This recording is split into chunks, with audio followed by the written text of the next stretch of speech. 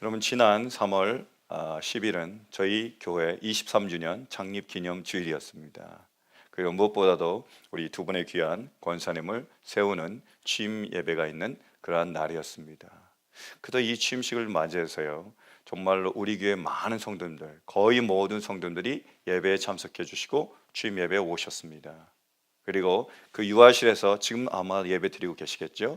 유아실에서 예배 드리는 우리 젊은 엄마들까지 그냥 아이들과 함께 와서 함께 예배를 드렸습니다.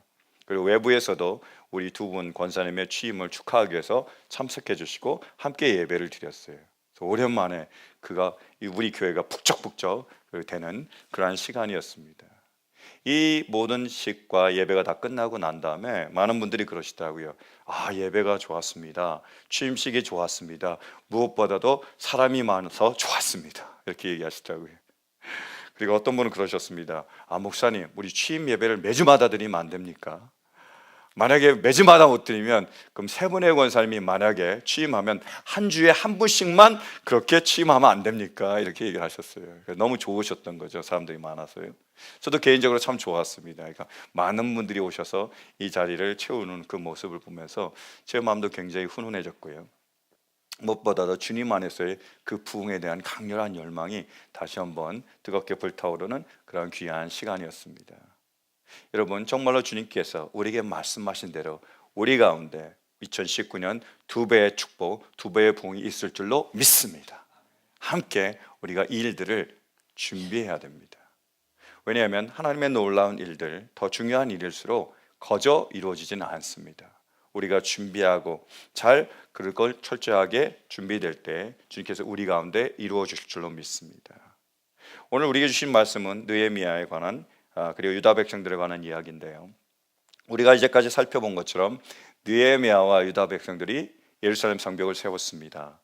140년 동안 버려져 있던 그 누구도 세우지 못했던 그 성벽을 유다 백성들과 느헤미야가 힘을 합쳐서 52일 만에 세웠어요. 그걸로 끝이 아닙니다. 하나님께서는 그들을 그 다음 철저히 준비시킵니다. 그리고 그 예루살렘 성벽을 하나님께 봉헌하게 하며 놀라운 큰 부흥의 역사를 그들 가운데서 이루어 주셨습니다. 저는 우리 모두에게 이러한 동일한 은혜가 있기를 간절히 축원합니다. 이 주님의 부흥을 철저하게 준비함으로 주님의 부흥을 경험하고 그 부흥을 누릴 수 있는 그 크신 은혜가 우리 가운데 임할 수 있기를 간절히 축원합니다. 이 부흥을 우리가 준비하고 누리기 위해서 맨 먼저 필요한 것이 바로 율법을 낭독하는 것, 말씀을 읽는 것입니다. 우리 말씀 보실까요? 3절 말씀 함께 봉독합니다. 시작. 모두들 제자리에서 일어나서 낮의 4분의 1은 주 하나님의 율법책을 읽고. 아멘. 네, 여기까지 지금 유다 백성들과 느헤미야가 하나님의 부흥을 준비하면서 철저히 그 하나님 앞에서 자신의 모든 것들을 하고 있는데요, 그들이 뭘 하고 있을까요? 바로 율법책을 읽고 있습니다. 우리가 정말로 부흥을 바라는데 그것을 경험하고 누리기를 원하는데 우리에게 필요한 것이 뭐라고요? 바로 율법책, 하나님의 말씀을 읽는 겁니다. 간절히 바라는 것은 우리 모두가 하나님의 말씀을 읽을 수 있기를 간절히 바랍니다. 사도 바울은요, 자신의 영적인 제자 디모데에게 이렇게 권면하고 있습니다. 보실까요? 디모데후서 함께 봉독합니다. 시작. 모든 성경은 하나님의 영감으로 된 것으로 교훈과 책망과 바르게 함과 의로 교육하기에 유익합니다. 성경은 하나님의 사람을 유능하게 하고 그에게는 온갖 선한 일을 할 수 있게 하는 것입니다. 아멘. 디모데에게 얘기해 주고 있습니다. 이 성경을 읽으면 네가 하나님의 사람으로서 준비될 수 있다. 그러므로 성경을 읽어라. 그리고 성경을 읽으라고 권해라. 이렇게 얘기하고 있습니다. 저도 여러분들에게 동일하게 권합니다. 여러분, 이 성경을 읽음으로 하나님의 사람으로 준비되고 하나님의 부흥 가운데 귀하게 쓰임받을 수 있는 은혜가 있기를 간절히 축원합니다. 왜냐하면요, 성경을 읽는다는 것은 살아계신 주님을 만나는 것입니다. 그리고 우리가 살아계신 주님을 만날 때 우리가 주님처럼 변화될 수 있기 때문이에요. 저도 이런 은혜를 많이 경험합니다. 그 중에 하나가 바로 포용성이에요. 여러분, 제 고향이 어디죠? 모르신 분이 너무 많아서 제가 사진 한 장을 준비해 왔습니다. 한번 보여주시겠어요, 장로님? 그 섬에 가고 싶다, 제주도. 제 고향입니다. 제가 그래서 사진 한 장, 예, 감사합니다. 이렇게 찍어 왔는데요. 제가 제주도예요. 그래서 제주도는 사면이 바다로 둘러싸여 있습니다. 이번에 우리 아이들 데리고 제가 제주도에 갔습니다. 우리 큰어머니도 만나고 친척들도 만나고요. 그래서 제가 에코랜드도 가고, 그 다음에 빛의 벙커라는 곳도 가고, 중문도 가고, 이렇게 많이 돌아다니면서 구경을 시켜줬어요. 근데 구경을 다 하고 나서 우리 애들이 이러더라고요. 아빠, 바다는 어디 있어? 정말 중요한 제주도의 가장 특징이 뭐죠? 섬이니까 바다로 둘러싸여 있는데 제가 바다를 보여줘야 하는데 그걸 안 보여주고 있는 거예요. 그래서 돌아오기 전에 예배 다 드리고 나서 해안도로를 이렇게 따서 바다를 보여주고 왔습니다. 저는 제주도라서 사면이 바다라서 바다밖에 볼 게 없었어요. 근데 바다를 보면서 전 바다를 굉장히 좋아했습니다. 그리고 바다와 같은 사람이 되고 싶었어요. 바다와 같이 넓은 사람, 그리고 바다와 같이 모든 것을 포용할 수 있는 그런 사람이 되고 싶었습니다. 제가 그게 꿈인 줄 알았는데요, 말씀을 묵상하면서 그리고 목회를 하면서 이게 현실로 가능하구나, 제가 요즘 그렇게 많이 느끼고 있습니다. 성경을 묵상하다 보면요, 많은 것들을 발견하게 되는데 그 중에 하나가 바로 진리의 양면성입니다. 진리가 있는데요, 진리에는 양면이 있다라는 거예요. 자, 제가 한번 예를 들어 볼게요. 우리 말씀 보여주시겠어요? 누가복음 9장 50절. 자, 함께 봉독합니다. 시작. 그러나 예수께서는 그에게 말씀하셨다. 막지 말아라. 너희를 반대하지 않는 사람은 너희를 지지하는 사람이다. 아멘. 예수님께서 제자들에게 하신 말씀이에요. 자, 한번 제가 질문 드릴까요? 지금 세 가지의 사람이 나옵니다. 하나는 예수님을 찬성하는 사람, 하나님은 예수님을 반대하는 사람, 또 하나는 중간에 있는 사람이 있습니다. 찬성인지 반대인지 확실하지 않은 사람이 있어요. 불분명한 사람입니다. 그런데 찬성하는 사람이 있고 반대하는 사람이 있고 중간에 있는 사람이 있는데, 지금 중간에 있는 사람은 찬성입니까? 반대입니까? 뭐라고 말씀하고 있죠? 너희를 반대하지 않는 사람은 뭐라고요? 중간에 있는 사람은 너희를 지지하는 사람이다. 그래서 중간에 있는 사람은 찬성하는 사람이다, 이렇게 말씀하셨어요. 그런데 얼마 뒤에 예수님은 또 제자들이 이렇게 말씀하십니다. 보실까요? 11장 23절. 자, 함께 봉독합니다. 시작. 나와 함께 하지 않는 사람은 나를 반대하는 사람이요, 나와 함께 모으지 않는 사람은 해치는 사람이다. 아멘. 찬성이 있고 반대가 있고 중간에 있는데, 이 사람이 뭐라고요? 찬성이에요? 반대예요? 그 중간이 어떻다고요? 반대라고 얘기하고 있는 거예요. 나와 함께 하지 않으면, 찬성하지 않으면 뭐라고요? 반대다, 이렇게 얘기하고 있습니다. 아까는 뭐요? 찬성하지 않아도 중간도 찬성이라고 얘기했지만, 지금은 중간이 뭐예요? 반대라고 얘기하고 있는 거예요. 정반대로 얘기하고 있습니다. 그 이유가 있습니다. 그 문맥을 자세히 살펴보면 앞의 문맥과 뒤의 문맥이 다릅니다.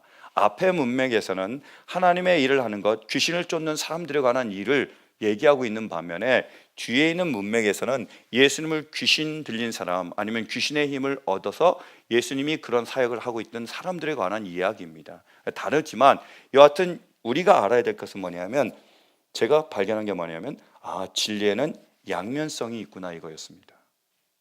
그래서 제가 예화를 들은 게 뭐냐면 바로 손입니다. 다시 들어볼게요. 여러분, 손에는 손등이 있고 손바닥이 있습니다. 질문할까요? 손등이 손입니까? 손바닥이 손입니까? 승현자매님, 손등이 손입니까? 손바닥이 손입니까? 너무 이뻐요. 승현자매, 제가 갔다 와서 기쁜 소식을 들었는데요, 승현자매가 아르바이트 자리를 얻었대요. 식당에서요. 너무 기뻤어요. 더 기쁜 게 뭔지 압니까? 주일날 예배 드리기 위해서, 주일날은 예배 드려야 된다고 주일날 예배 드리고 나서 일하겠다는 거예요. 야, 우리 큰 박수. 자, 다시 물을게요. 승현자매님, 손이 있습니다. 손등이 있고 손바닥이 있는데 어떤 게 손이죠?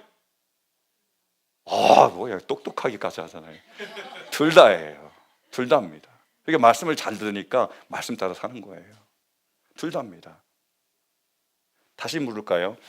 여러분, 지금 손등을 보고 계시죠? 저는 손바닥을 보고 있습니다. 누가 손을 보고 있는 거죠? 둘 다예요. 제가 발견한 게 그런 거예요. 우리의 인간의 눈으로는 손등과 손바닥을 한꺼번에 볼 수 없습니다. 여러분 중에 혹시 손등과 손바닥이 한꺼번에 보이십니까? 그럼 안과 가셔야 됩니다. 눈에 문제가 있는 거예요. 절대로 그렇게 볼 수는 없습니다. 그죠? 문제는 뭐냐면 우리는 우리가 보는 것만 옳다라고 여기는 거예요. 그래서 나는 손바닥을 보면서 손바닥이 손이다 얘기하고 상대방은 손등만 보면서 손등이 손이다 그래서 서로 싸우는 거예요. 보는 게 다르니까요. 제가 발견한 게 그거라니까요. 아, 진리에는 양면성이 있구나. 그래서 뭐예요? 손바닥도 맞고 손등도 맞구나. 무슨 말이죠? 남편도 맞고 아내도 맞구나. 부모도 맞고 자녀도 맞구나. 나도 맞지만 너도 맞다라는 거예요. 우리는 내가 보는 것만 보이니까 그것만 옳다라고 생각하고 그것만 주장하는 경우가 있습니다. 그래서 문제가 되는 거예요. 양면성이 있습니다. 내가 옳을 수 있지만 똑같이 상대방도 옳을 수 있는 거예요. 내가 틀리다면, 상대방이 틀리다면 나도 틀릴 수 있는 겁니다. 그걸 보게 하셨어요. 그래서 제가 제 입장뿐만 아니라 다른 사람의 입장을 조금이라도 받아들이기 시작했습니다. 나와 같은 다른 사람들을 제가 이제 인정하며 그들의 말에 귀를 기울이기 시작했어요. 예를 들어서 이전에는 어떤 사람이 나와 다르면, 내 생각과 다르면, 내 방법과 다르면 그게 아니고 제가 막 설명하려고 그러고 그분들이 틀렸음을 내가 옳았음을 증명하려고 했거든요. 근데 요즘 제가 그게 아니고라는 말은 잘 안 합니다. 어떻게 하느냐? 만약에 이 사람이 나와 다르지만 그 사람의 말이 내가 동의가 되면 이렇게 얘기해요. 아, 그렇구나. 근데 그 사람이 설명하는데요, 전혀 이해가 안 되고요, 전혀 나와 다르고요, 도저히 있을 수 없는 일이다. 그러면 그게 아니고가 아니고 이렇게 얘기합니다. 그럴 수도 있겠구나. 왜요? 그 사람의 입장에서는 그럴 수 있습니다. 상황과 환경과 처한 입장에서는 그 사람만 아는 거예요. 그럴 수 있습니다. 그걸 받아들이기 시작한 겁니다. 진리의 양면성 때문에. 제가 어떻게 되죠? 변하고 있는 겁니다. 다른 사람의 말을 받아들이면서 제가 바다와 같은 사람이 되어가고 있는 거죠. 뭐 때문에요? 말씀 때문이에요. 저는 동일한 은혜가 우리 가운데 임할 수 있기를 간절히 바랍니다. 우리에게 주신 이 하나님의 말씀은요, 기독교 교과서가 아닙니다. 바로 예수님이세요. 간절히 원하는 것은 이 말씀을 통해서 우리 모두가 예수님을 만날 수 있기를 바랍니다. 예수님을 만남으로 우리가 변화될 수 있기를 간절히 바랍니다. 점점점 성장하고 점점점 예수님 닮은 사람으로 변해갈 수 있는 은혜가 있기를 간절히 축원합니다. 여러분, 예수님과 같은 사람이 되고 싶으십니까? 되고 싶다면 하루에 몇 장이요? 3장만 꼭 성경을 읽으시기 바라요. 왜요? 그래야 1년이면 한 권을 읽을 수 있기 때문입니다. 하루에 3장 성경 말씀을 봉독함으로 주님을 닮아갈 수 있는 그 은혜, 주님의 부흥을 경험하는 그 은혜가 우리 모두 가운데 임할 수 있기를 간절히 축원합니다. 두 번째로요, 우리가 주님의 부흥을 경험하고 그 부흥을 누리기 위해서는 우리는 기도해야 합니다. 말씀 다시 보실까요? 3절. 자, 모두들 제자리에 일어나서 낮에 4분의 1은 주 하나님의 율법책을 읽고 또 낮에 4분의 1은 자기들의 죄를 자백하고 주 하나님께 경배하였다. 아멘. 그들이 낮에 4분의 1은 뭐 했다고요? 말씀을 읽었습니다. 낮에 4분의 1은요, 죄를 고백하고 경배하며 기도했습니다. 우리가 주님의 경험을, 그 부흥을 경험하기 위해서는 반드시 기도해야 됩니다. 기도가 부흥의 선결이에요. 기도 없이는 부흥은 우리가 절대로 경험할 수가 없습니다. 주님은 그것을 원하지 않으세요. 하나님은요, 에스겔 선지자에게 이렇게 말씀하셨습니다. 보실까요? 나 주 여호와가 말하노라. 내가 너희를 모든 죄악에서 정결케 하는 날에 성읍들의 사람이 거접되게 하며 황폐한 것이 건축되게 할 것인즉 전에는 지나가는 자의 눈에 황무하게 보이던 그 황무한 땅이 장차 기경이 될지라. 계속이요. 사람이 이르기를 이 땅이 황무하더니 이제는 에덴 동산 같이 되었고 황량하고 적막하고 무너진 성읍들의 성벽과 거민이 있다 하리니 너희의 사면에 남은 이방 사람이 나 여호와가 무너진 곳을 건축하며 황무한 자리에 심은 줄 알리라. 나 여호와가 말했으니 이루리라. 아멘. 하나님께서 지금 회복을, 부흥을 약속하고 계십니다. 내가 부흥을 허락하겠다. 그래서 황폐한 땅에, 황무한 땅에 에덴 동산 같이 되게 하겠다고 말씀하세요. 그리고 나 여호와가 이루겠다고 하나님께서 하시겠다고 말씀하고 계십니다. 근데 이렇게 덧붙이신다는 거죠. 우리 37절 말씀 보실까요? 함께 봉독합니다. 시작. 나 주 여호와가 말하노라. 그래도 이스라엘 족속이 이와 같이 자기들에게 이루어 주기를 내게 구하여야 할지니라. 분명히 하나님께서 다 하시는 거예요. 시작도 완성도 하나님께서 다 하시는데 뭐요? 우리에게 구하라고 말씀하시는 거예요. 우리의 구함을 통해서, 기도를 통해서 역사하시길 원합니다. 이유는요, 우리가 하나님의 동참하기를 원하시는 거죠. 하나님은 전지하세요. 하나님은 전능하십니다. 그분은 실수가 없으세요. 모든 것을 그분이 다 하실 수 있습니다. 그런데 이상하게도 그분은 불완전하고 부족하고 연약한 우리를 부르십니다. 그래서 우리를 통해서 그 일을 하게 하시고 그 일을 이루기를 원하시는 거예요. 왜요? 못해서요? 아니에요. 우리가 그 일에 참여하기를 원하는 거죠. 하나님에 의해 우리를 부르셔서 하나님이 그 일을 이루셔서 그 영광에 우리가 참여하기를 원하고, 그리고 하나님이 이루신 그 일들을 우리가 바라보며 하나님께 찬양하며 영광 돌리기를 원하고 계십니다. 우리를 그 영광의 자리에 참여하기 위해서 우리를 부르시는 거예요. 그리고 먼저 기도하게 하시고 그 영광을 누리게 하시는 겁니다. 그래서 하나님께서 우리에게 111 기도를 허락하셨습니다. 여러분, 111 기도가 뭐죠? 하루에 한 번 1분 동안 기도하는 거예요. 우리 가정을 위해서, 우리의 직장을 위해서, 우리 교회를 위해서 기도하는 겁니다. 하나님, 우리에게 2배의 축복을 허락하여 주시옵소서.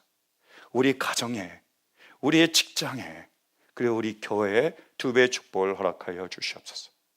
그리하여 우리로 2배의 삶을 살게 하여 주시옵소서. 나만을 위한 삶에서 주님과 다른 사람을 위한 삶을 살게 하여 주시옵소서. 이렇게 우리가 간절히 기도할 때 하루에 1분만이라도 우리가 이렇게 기도할 때 주님께서 이 기도를 통해서 그 놀라운 일을 이루실 줄로 믿습니다.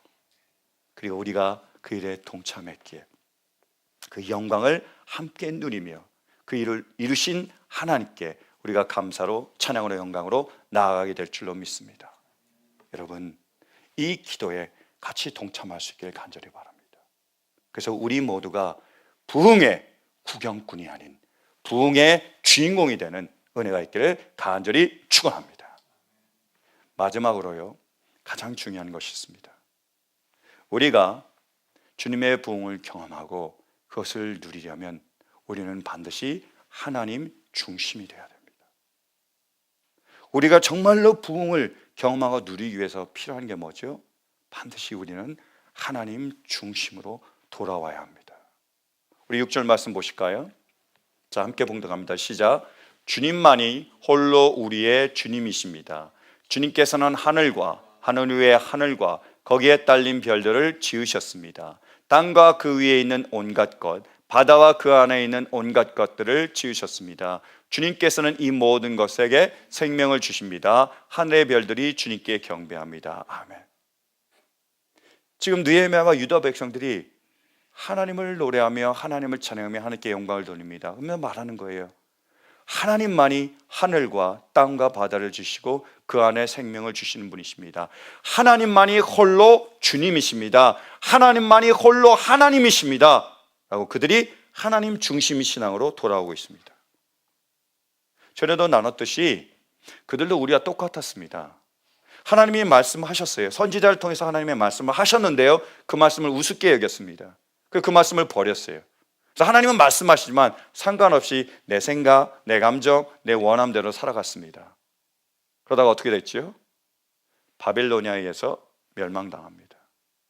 포로로 그 나라로, 남의 나라로 끌려갑니다. 거기에 70년 동안 노예로서, 종으로서 온갖 학대와 고통과 멸시와 조롱을 당하고 죽어라고 고생하는 거예요. 70년 동안 고생하면서 이제 뼈저리게 느끼는 거죠. 뭐죠? 내가 하나님의 말씀을 들을 걸. 내가 하나님 중심으로 살 걸. 그랬으면 내가 이렇게 되지 않았을 걸. 껄껄껄 하는 거예요. 그러다가 하나님의 은혜로 돌아왔습니다. 그러고 나서 어떻게 하는 거죠? 바로 이렇게 노래하는 겁니다. 주님만이 홀로 주님이십니다. 주님만이 우리 삶의 중심이십니다. 주님만이 주님이 되십니다. 이렇게 고백하고 있습니다. 이 하나님 중심, 그 삶이야말로 바로 부흥입니다. 그것이 바로 부흥의 본질이에요. 많은 분들은 이렇게 생각합니다. 부흥하면 30명에서 300명, 300명에서 3000명, 이것이 부흥하는 그러한 교회라고 생각하고 그것이 부흥이라고 여겨요. 여러분, 그것은 부흥의 결과, 좋은 결과는 될 수 있습니다. 근데 부흥의 본질은 아니라는 거예요. 잊지 말아야 됩니다. 부흥의 본질이란 우리가 하나님 중심으로 돌아가는 겁니다. 예를 들어 볼까요? 자, 우리가 방탄소년단 BTS를 우리 교회에 초청했습니다. 그래서 여기에서 공연을 하는 거예요. 벌써 이제 흥분하고 있는데, 여러분, 만약에 BTS를 우리가 초청해서 여기에 공연하면 사람들이 얼마나 모일까요? 벽을 허물어야 될 거예요. 그죠? 그렇게 많이 모일 겁니다. 여러분, 그것이 부흥인가요? 왜 아니에요. 얼마나 많이 모이더라도 부흥의 결과일 수는 있습니다. 성경에 나오는 부흥의 결과들이에요. 많이 나오죠. 근데 부흥의 본질은 그게 아니고요.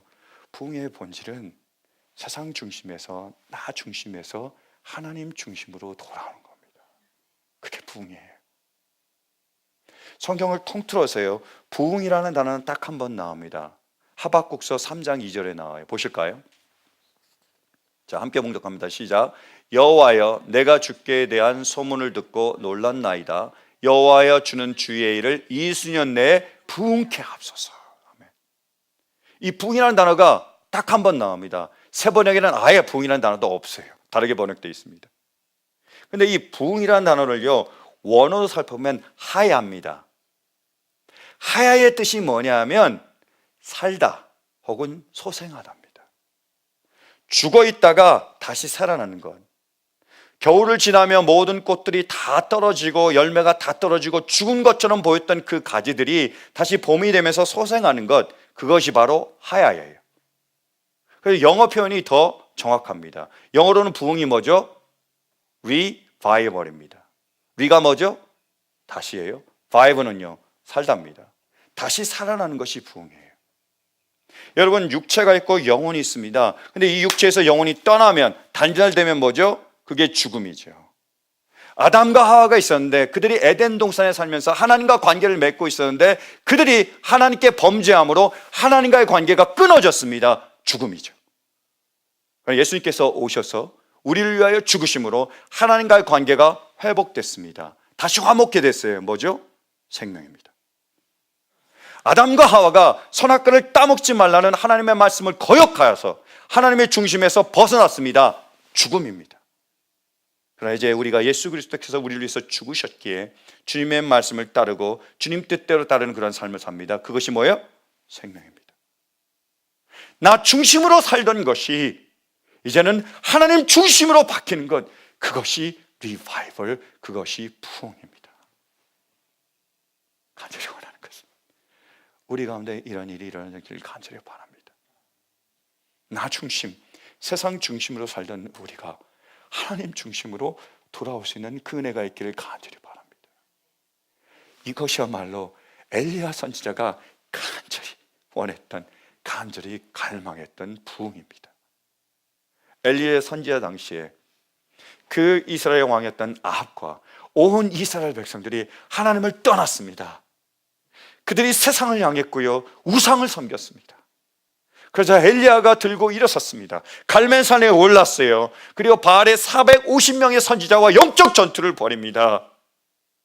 그가 그 영적 전투를 벌이며 자신의 모든 것을 다 쏟아 부으며 자신이 세우는 그 제단 가운데 하나님의 불이 임하기를 간절히 원하며 기도드렸던 그 기도가 바로 이 부흥이에요. 한번 보실까요? 어떻게 기도했는지.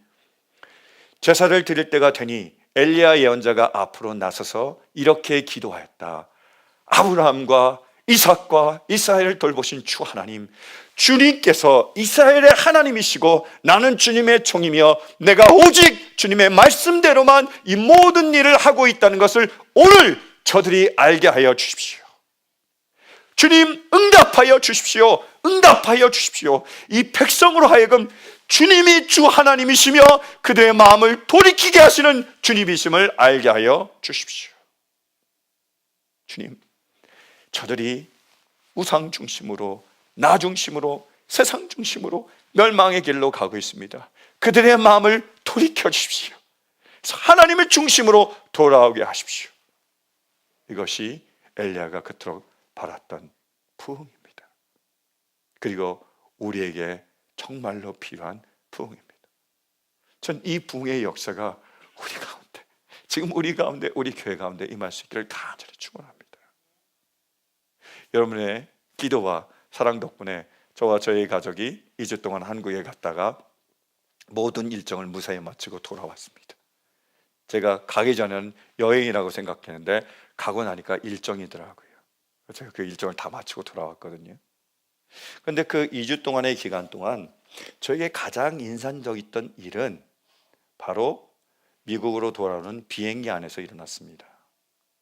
저희가 미국에서 한국으로 갈 때 비행기가 순항을 했습니다.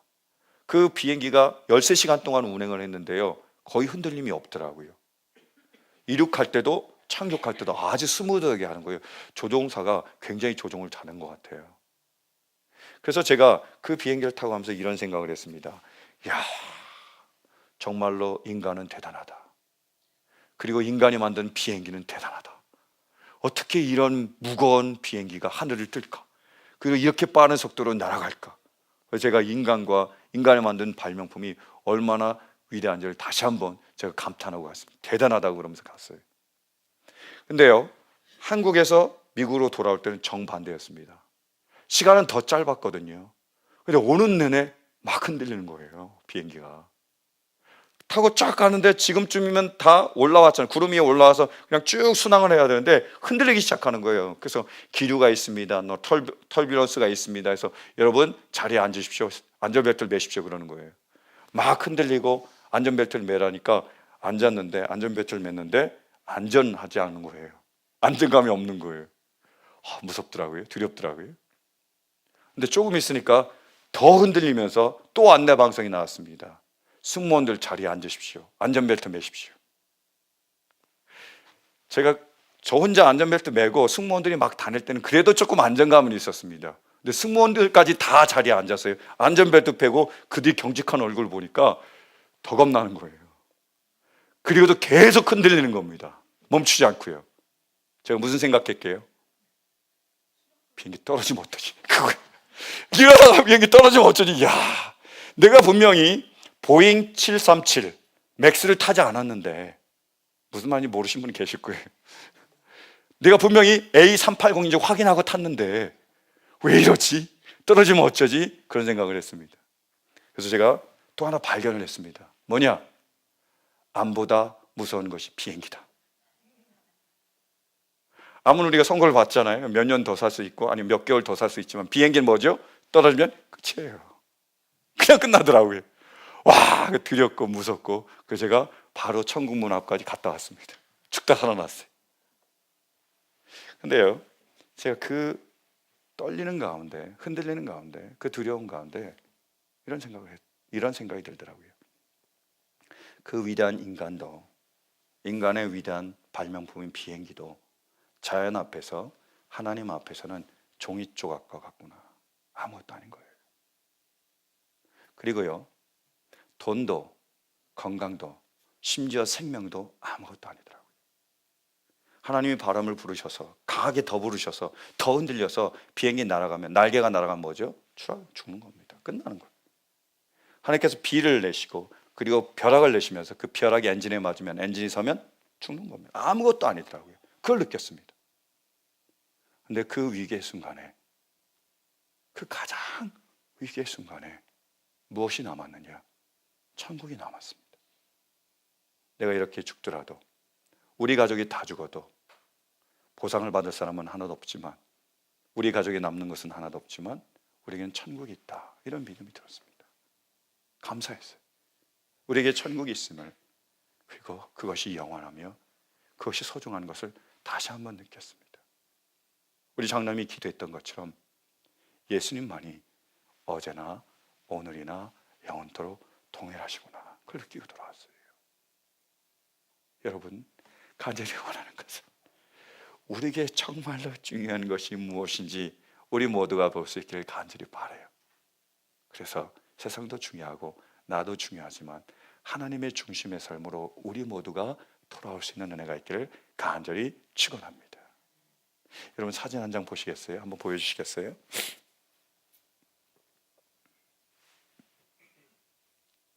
자, 레디컬이라는 책입니다. 데이비드 플랫 목사님이 쓰신 아주 좋은 책이에요. 근데 이 책의 표지가 이렇습니다. 재미있더라고요. 자세히 보면 재미있는 걸 발견할 수 있습니다. 레디컬 써놓고 저기 집이 그려져 있는데 어떻게 돼 있죠? 거꾸로 뒤집어진 거예요. 일부러 저렇게 그려놨습니다. 잘못 그린 게 아니고요. 왜냐하면 세상이 거꾸로 돼 있다, 잘못 가고 돼 있다는 것을 상징적으로 표현한 겁니다. 그래서 이렇게 얘기하죠. 여러분 보이는지 모르겠지만 이렇게 나와 있습니다. 뭐죠? 제가 안 보이네. 뭐죠? 그 다음에 나온 게 뭐냐면 성공 신화에 매이지 않는 그리스도인. 세상은 성공을 쫓아가지만 그게 신화하고 신기루와 같지만 그리스도인은 거기에 매이지 말아야 된다, 쫓아가지 말아야 된다, 이렇게 얘기를 했습니다. 참 좋은 거죠. 근데 그리고 나서 재미있는 게 있습니다. 그 다음 읽어보실래요? 출간 10개월 만에 50만 부 판매. 그 다음이요, 뉴욕타임스 베스트셀러 31주간 진입. 뭐죠? 성공신화예요. 웃기잖아요. 성공신화에 매이지 않는 그리스도인 해놓고는 성공에 대해서, 세상적인 성공에 대해서 다시 얘기하고 있습니다. 이것이 세상 혹은 그리스도인이라고 말하는 사람들의 모습이었다는 것을 제가 보게 된 겁니다. 여러분 이 세상은요 지금 거꾸로 되어 있습니다. 물구나무 서고 있어요. 그래서 어떻게 살아가고 있죠? 땅을 두 손으로 쥐고 살고 있습니다. 땅을 섬기며 땅을 위하여 살아가고 있는 거예요. 그렇다면 그들의 발은 어디로 향하고 있을까요? 하늘을 향하고 있습니다. 그들의 발 아래에 하늘을 두고 하나님을 두고 있는 거예요. 더 나아가서 하나님을 짓밟고 있습니다. 그것이 이 세상 사람들의 삶이라는 거예요. 그래서 그들은 더 행복할 거라고 생각하지만 어떻죠? 물구나무 서 보십시오. 고통스럽습니다. 더 고통스러워하는 거예요. 근데 모릅니다. 그것이 잘못됐다는 걸요. 지금 이 그림처럼요. 저는 진리의 말씀을 통해서 우리 모두가 똑바로 설 수 있기를 간절히 바랍니다. 우리 모두는 물구나무 서는 게 아니라, 거꾸로 서는 게 아니라 이렇게 올바로 설 수 있기를 간절히 바랍니다. 그래서 우리 발 아래에 땅이 있기를 바라요. 그리고 우리 머리 위에 하늘이 있기를 바랍니다. 우리 머리 위에 하나님이 계시기를 간절히 바랍니다. 그래서 우리 모두는 하나님만을 하나님으로 섬기고 하나님을 위하여 살아갈 수 있는 은혜가 있기를 간절히 바라요. 세상에 어떤 위협이 있더라도, 세상에 어떤 손해가 있더라도 우리는 하나님의 말씀대로 하나님 중심으로 살아갈 수 있는 은혜가 있기를 간절히 바랍니다. 부흥이 무엇입니까? 부흥은 하나님 중심으로 돌아가는 겁니다. 하나님 말씀대로 하나님을 위하여 살아가는 겁니다. 정말로 초신자지만, 정말로 잘 모르지만, 아담과 하와가 누군지, 왜 선악과를 따먹었는지, 선악과가 무엇인지도 잘 모르지만 나는 주일을 지켜야 됩니다. 주일날 교회 가야 돼요. 그래서 아르바이트 자리를 못 구할지도 모르지만 나는 예배 드려야 된다고 고백하며 그 길을 걸어간 그 사랑하는 자매처럼 우리 모두 세상에 어떤 위협이 있더라도, 세상에 어떤 손해가 있더라도 우리만은 하나님 중심으로 살아갈 수 있기를 간절히 바랍니다. 하나님 말씀대로 하나님의 중심으로 이 부흥을 우리 모두가 경험할 수 있는 은혜가 있기를 간절히 바랍니다. 우리가 하나님의 중심으로 살아갈 때 하나님께서 약속하신, 하나님께서 기억하시는 풍성한 축복의 삶이 우리 가운데 이루어질 줄로 믿습니다. 우리 가정과 우리의 직장과 우리 교회가 두 배의 축복을 누리게 될 줄로 믿습니다. 사랑하는 성도 여러분, 우리 모두 하나님 중심으로 돌아감으로 이 부흥의 구경뿐이 아니라 부흥의 주인공이 되는 그 크신 은혜가 우리 모두 가운데 임할 수 있기를 주님의 이름으로 간절히 축원합니다. 아멘. 우리 이 마음을 담아서 찬양으로